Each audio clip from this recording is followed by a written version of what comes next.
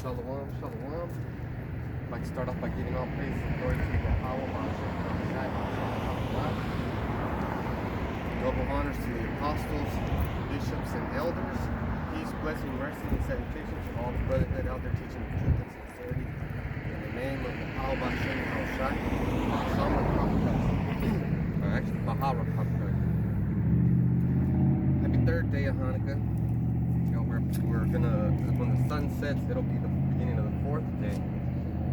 Hope you're lighting your candles and celebrating and keeping your heart, which is your mind, on Yahweh Shai. Now, we're out here every week, and this week I'm doing two, because week prior to this, you know, I was catching so much hell that I couldn't come. I mean, I couldn't make it here. My arm was immobilized somehow, and it happens every year. Like it detaches, so it's, you know, it's an ailment. But with that, we're gonna start with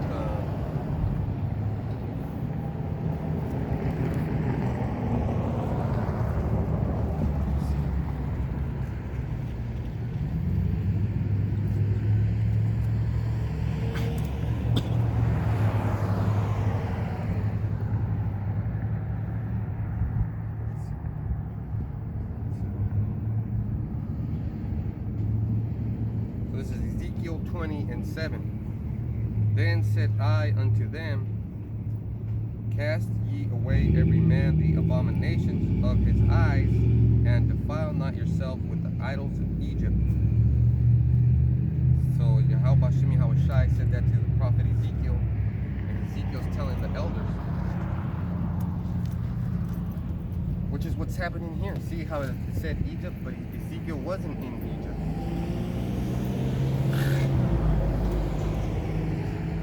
So who was in Egypt? We are. This is a future prophecy. We are in Egypt. Basically, all these people we see around here passing us by back and forth are Egyptians. So we're approaching one of their festivals, which is called which is the next holiday for these people? Thanksgiving. Thanksgiving. And what do?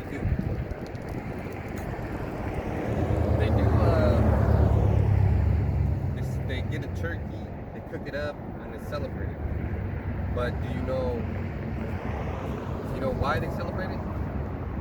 They'll say that, well, when the pilgrims came over here, some nice Native Americans helped them survive, which is true. But then the Edomites turned their back on us, like same old fucking story. Gave us illnesses, sicknesses, disease, like it says right here, abominations. Wiped some people out, took care of those strong men by deception, and then started saying that they were the people of the land.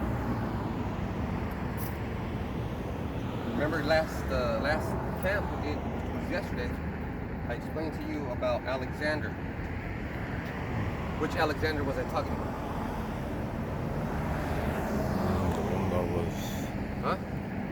The one that was leading that fight. Huh? The one that was fighting.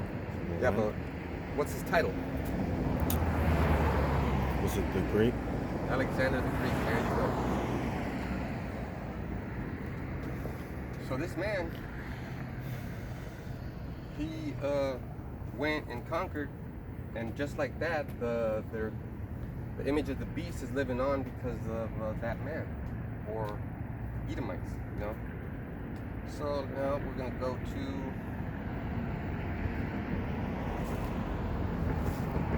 Jeremiah 10:2. Thus said Yahweh Bahashem Yahushai, learn not the way of the heathen, and be not dismayed at the signs of heaven, for the heathen are dismayed at them.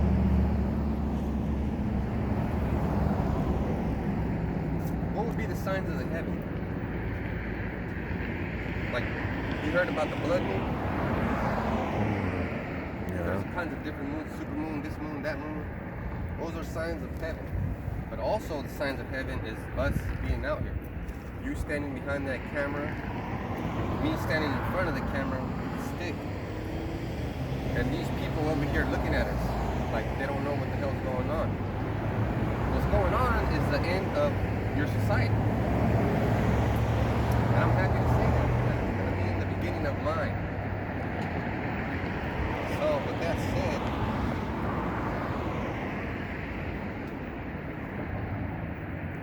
I've got to prove it.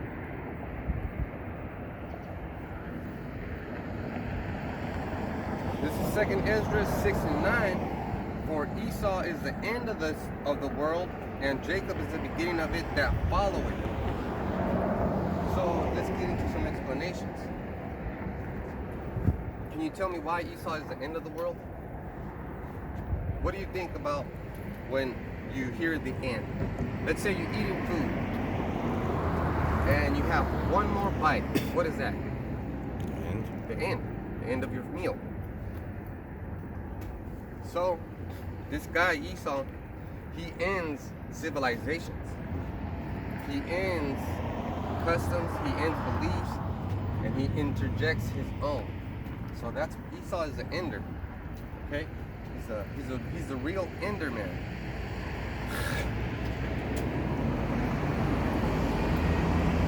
And it's not a big surprise. We keep talking about this stuff every day. Every day. And I know that the people that pass by back and forth, they look at this garment and they see some of their history, which is true. That's why we wear the garment. That's what we wear the garments. So the 2nd Ezra 69 again says, for Esau is the end of the world, this world, and ours, and Jacob is the beginning of it that followed. Jacob is also a name for these people, these group of people, which we came from Jacob, which makes us Israelites. Now Jacob's name was changed to Israel. You know, he Prince of God. He Prince of God, right? So let's go back to Jeremiah 10.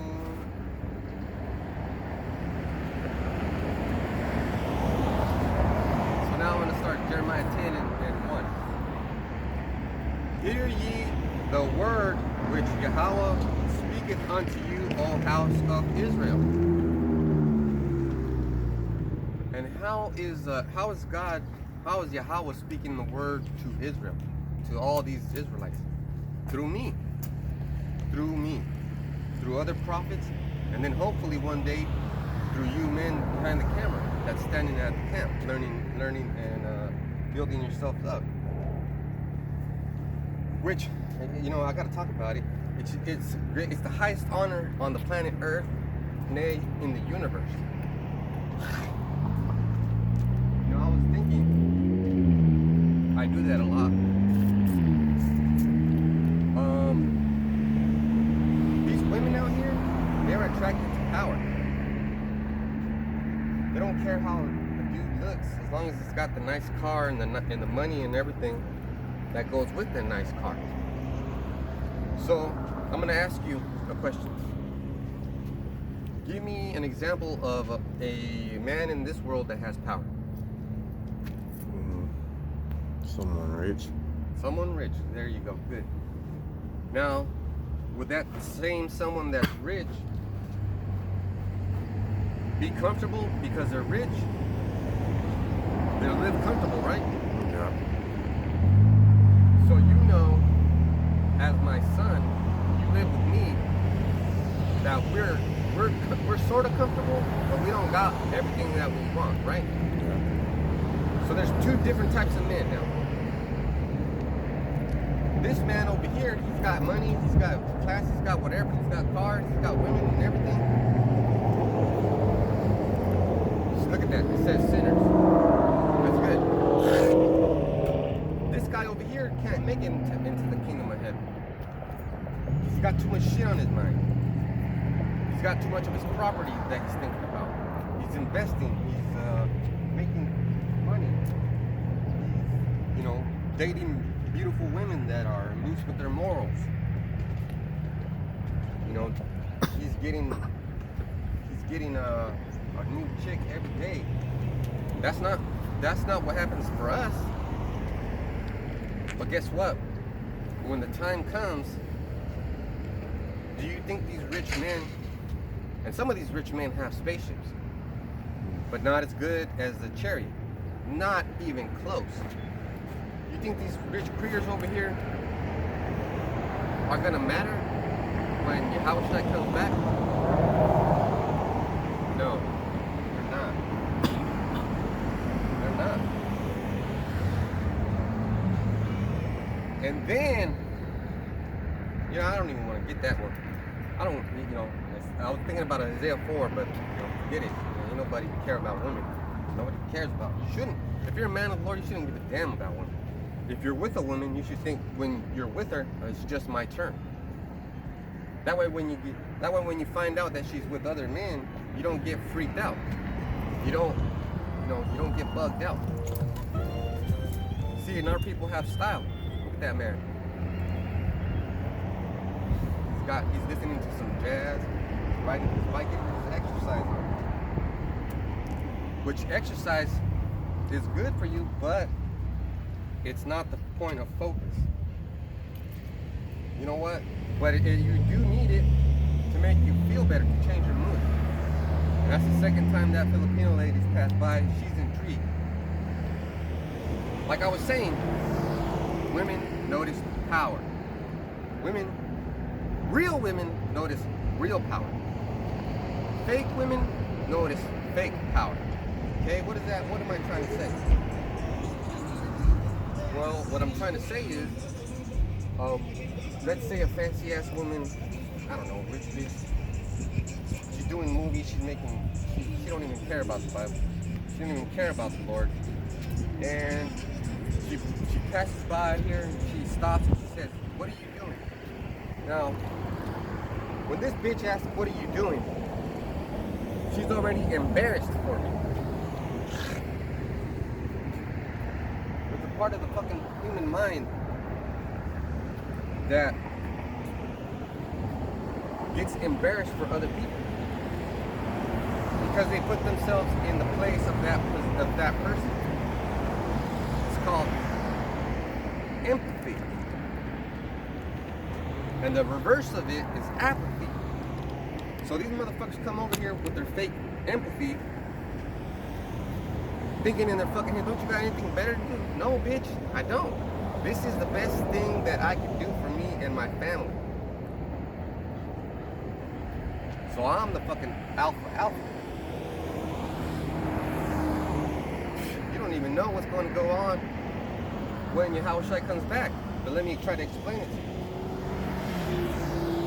So, but the first thing you got to do is listen. You got to pay attention to the word. So we're going to get to that, but let's move on. Jeremiah 10:2, "Thus said Yahweh Bashem Yahushai, learn not the way of the heathen, and be not dismayed at the signs of heaven, for the heathen are dismayed at them." Like I said, people will pass by, they'll be like, "What are you doing here?" And I just watched that movie, Nope. That movie is pretty good. That movie's pretty good. So I'm gonna get the scripture that movie started with.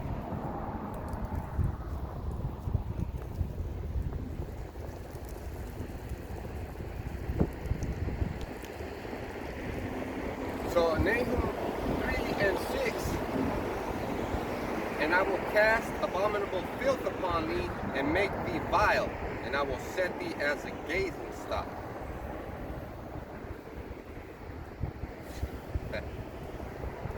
Right. So before I came into the truth, man, I was into all kinds of abominations, filth, and all that kind of greasy shit, food included. Now not so much.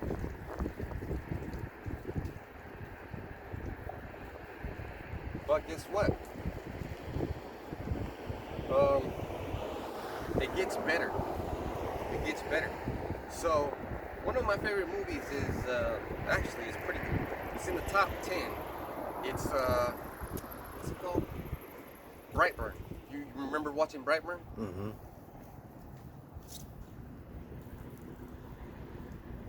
Brightburn is a great movie. You should watch it if you haven't yet. And I want you people to know, all of you people to know, even my brothers in the truth, that if I watch a so-called scary movie, it helps me sleep.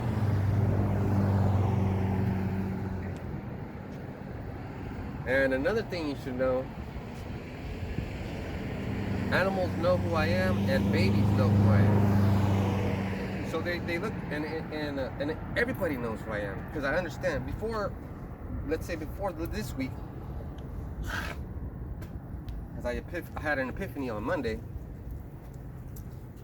Before this week started, Tuesday, before this week started, when people would look at me, I would get upset. I'd be like, what the fuck are you looking at? But now I understand. My vibrations is higher than this.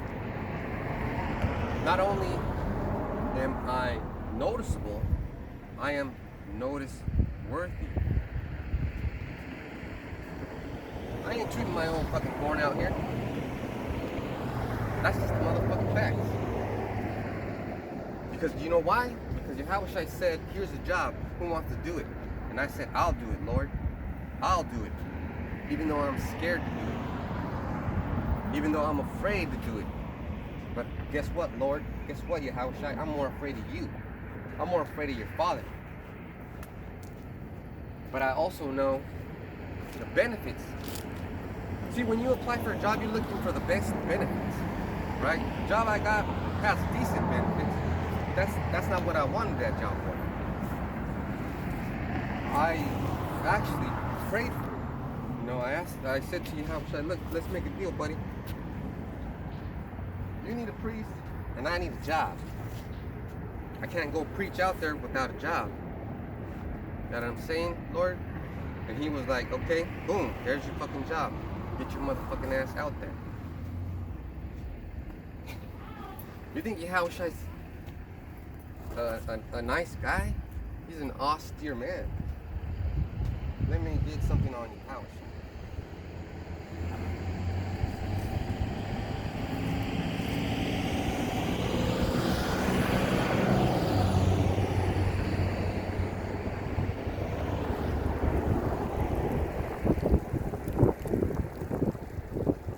So, I'm going to start at Isaiah 47 and 1. Come down and sit in the dust, O virgin daughter of Babylon. Sit on the ground. There is no throne, O daughter of the Chaldeans, for thou shalt no more be called tender and delicate.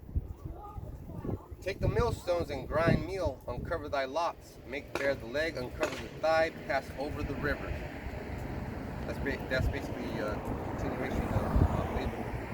Thy nakedness shall be uncovered, yeah, thy shame shall be seen. I will take vengeance, and I will not meet thee as a man. So he's telling this is Yahushua saying it for his father. He's telling the whole nation of it's called Babylon, sit your ass down on the ground. Meaning, I have control over you. And if you know what's good for you, you sit your ass down. Do dogs listen to you when you say sit? Because they're submissive. A dog would listen because he knows he needs to listen. You know, he's got things on the line.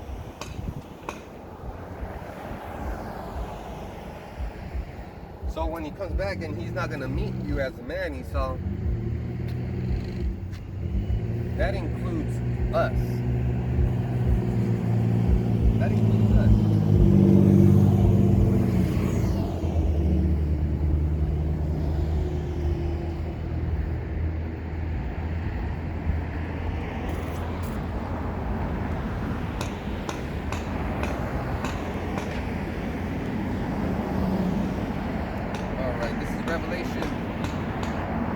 21 and 2.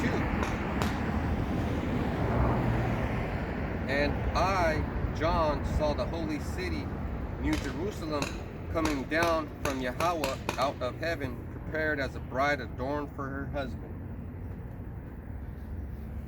A couple of things I want to talk about there. I'm going to go in reverse. So one is the New Jerusalem. Actually, three things. New Jerusalem, actually two. New Jerusalem's coming down from heaven out of God. And then the second part would be prepared as a bride adorned for her husband. That is metaphoric speak.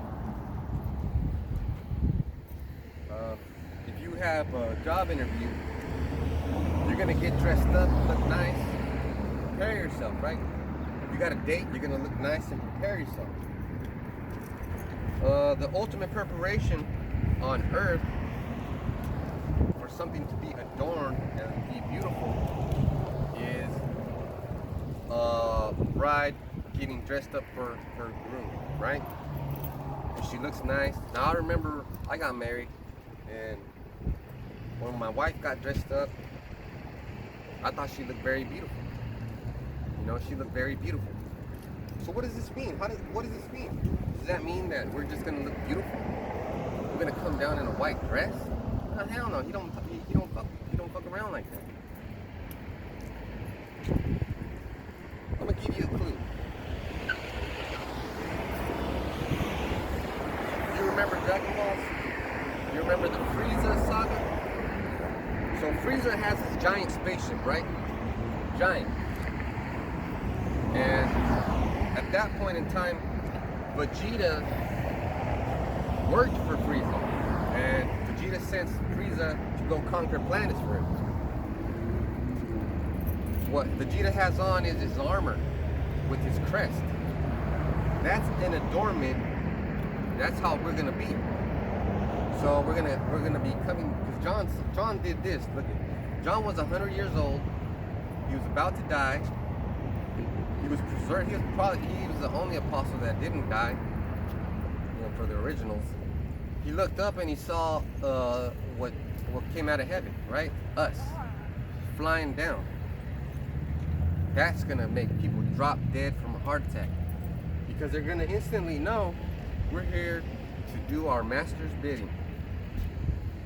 What's gonna be the first thing on the list? Well, I'll get to that. So Revelation 3:12. Him that overcometh will I make a pillar in the temple of my God Yahweh. And he shall go no more out. And I will write upon him the name of my father Yahweh, and the name of the city of my father Yahweh, which is New Jerusalem, which cometh down out of heaven from Yahweh, and I will write upon him my new name. My new name. So does that mean he's going to give us a new name? He's going to give us a new name. We're going to be back to the, like that song says from Guns N' Roses. We're back on the saddle again. Or I don't know who sang it, but that's a good song. So it's said right here. So it keeps saying, I will write my new name on it. I will write the new name on it. I will write the new name on it. Shit, I don't even know if I got amnesia that I would forget Yahweh Shem Yahushai. I don't even know that. I can't say that I would, and I can't say that I won't go a day without saying it. Because only He can control me. But as long as I have a conscience, which is very important, and I say to myself, oh, this is wrong, or this is right. Right? So when I say, okay, I'm going to go out, because I got a couple of days off, and I'm going to do camp for Yahweh Shem Yahushai, that feels right. When I say the name Yahweh Shem Yahushai, that feels right. But when you motherfuckers talk about Jesus, that doesn't feel right. And I could jump into that lesson right now and we'll be here for a fucking couple hours. But, you know, that's probably for next camp. So the deal is, I don't make deals with no one. But the deal is, since I have days off coming on next week because of the hella days, I might as well just go out and do camp. The more that people see me, the better it is. Alright, so now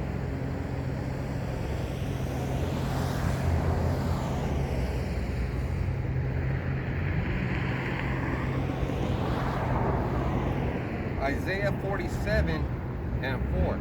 As for our Redeemer, Yahweh of hosts is his name, the Holy One of Israel. So that's the new name that we're going to get put on.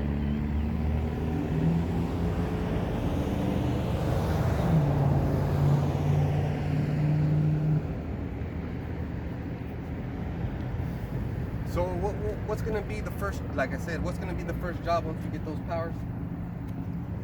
Revelation 1:7, behold, he cometh with clouds, and every eye shall see him, and they also which pierced him, and all kindreds of the earth shall wail because of him. Even so, be true. Right? It said, and they also which pierced him. Those Roman soldiers that pierced our Lord, that flailed our Lord, that caused so much pain and damage to our Lord, they're going to get it. What are they going to get? Revenge. You know? We're going to round their ass up. And here's the thing, they're going to be fucking big and strong. They're going to be big and strong, and they're going to be beside themselves. How the fuck is this creature? Well, they're not even going to say that, because I'm not even going to be this tall. I'm going to be a little bit taller. But they're going to be like, you know, hey, I know why this is happening to me. Because when I was in Rome, see, and that goes into reincarnation, which is another good topic. These soldiers, they went around conquering for the beast. So they were Edomites. And behold means you're going to see it happen. So you're going to see it happen. When the skies get cracked and the spaceships start showing themselves, people are going to just drop dead. And if you don't have a meek heart, and if you don't apologize to him right then and there, laser beams. Not to beam you up, to burn you up. But nobody else is telling you this. You know, nobody else is telling you this. So the thing is, why do you get mad when I tell you? Why do you think these people get so upset? Why do you think they get upset? They don't want to believe it. Alright, now we're going to do some search.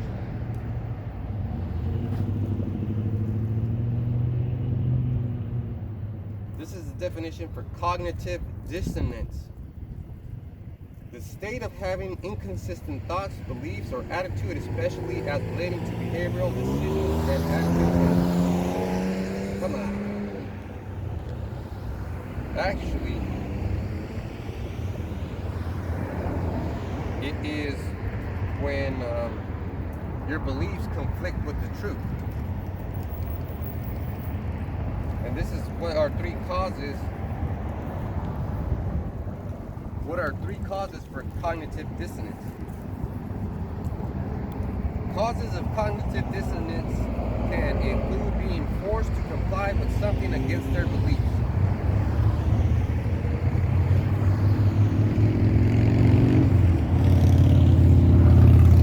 Having to decide between different choices and having to put effort into the goal. So now you got to change your fucking ways, right? So a lot of these people are going to have that. They're going to be messed up.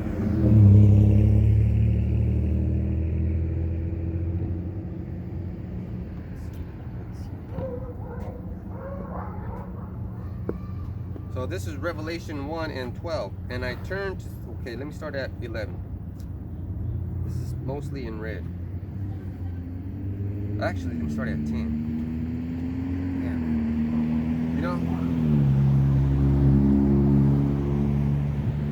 I can't make up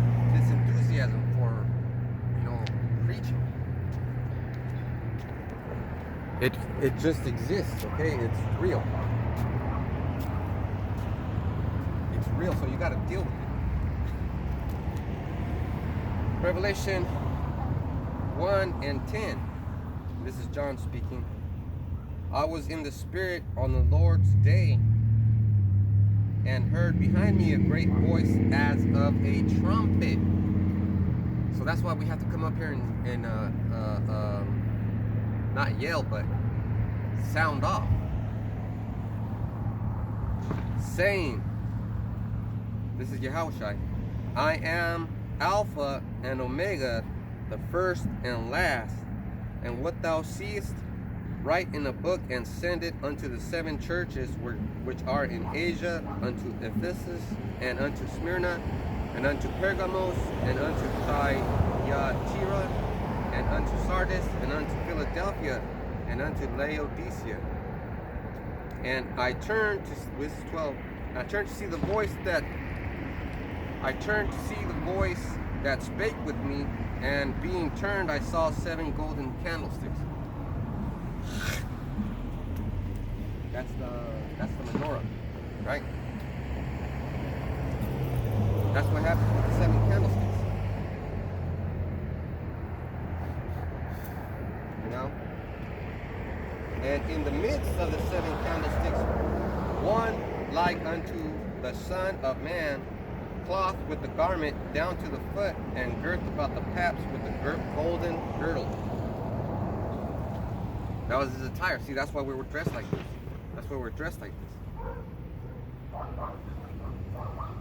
Revelation 1 and 14. His head and his hairs were white like wool, as white as snow, and his eyes was as a flame of fire, and his feet like unto fine brass, as if they burned in a furnace, and his voice as the sound of many waters. So that was the description of Yahushua. Yahushua has an afro. He's a dark-skinned man. And, you know, he's going to come only for his people. Verse 16, Revelation 1 and 16. And he had in his right hand 7 stars. And out of his mouth went a sharp 2-edged sword, and his countenance was as the sun shineth in his strength. So now that tells you about his white face, right? It wasn't white, it was shining. Alright, so now we're going to go back.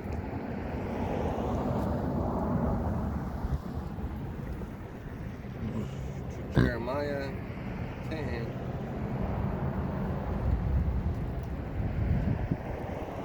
So, you know, these holidays are old. These holidays are old, and they're just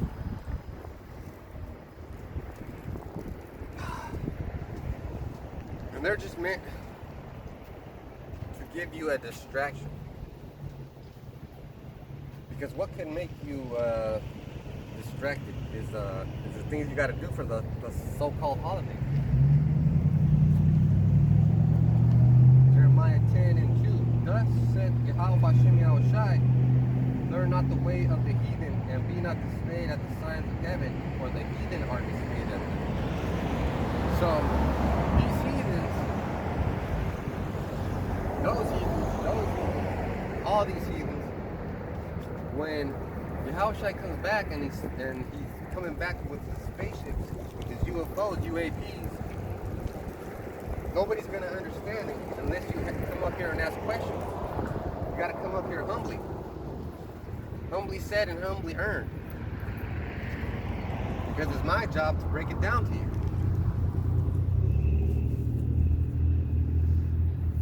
So, if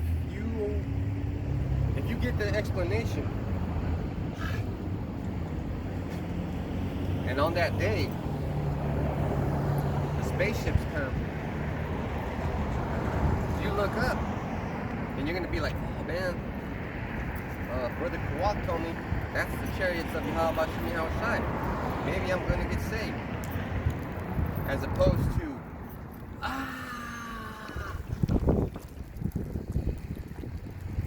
be a difference.